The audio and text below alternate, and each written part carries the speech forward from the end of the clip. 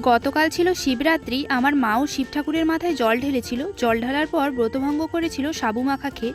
কীভাবে সাবু মাখাটা বানিয়েছিল সেটাই তোমাদের সাথে শেয়ার করব। তোমরা কারা কারা শিব ঠাকুরের মাথায় জল ঢেলেছিলে কমেন্টে জানিও। দেখো, প্রথমে কয়েকটা ফল কুঞ্চি করে নেব, যেমন শসা, আপেল, কলা, শাঁকালু, আঙুর, এখানে যে কোনো ফল কুঞ্চি করে দেওয়া যায়।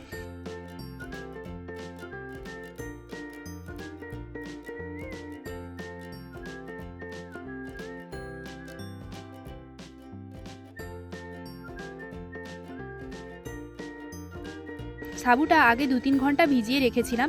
একটা বাটিতে নিয়ে নেব ভেজানো সাবু। এবার একে একে কুচিয়ে রাখা ফলগুলো দেব। এর সাথে দিয়েছি ডাবের শাঁস, থাকলে দিও, না থাকলে দিতে হবে না। আর দেব কিছুটা মিষ্টি দই, বেশ খানিকটা দুধ আর মিছরি। এখানে চিনিটা না দেওয়াই ভালো, যেহেতু উপোস করে থাকা হয় অনেকক্ষণ, অম্বল হয়ে যেতে পারে। এবার সামান্য বিট লবণ দিয়ে ভালো করে মিশিয়ে নেব।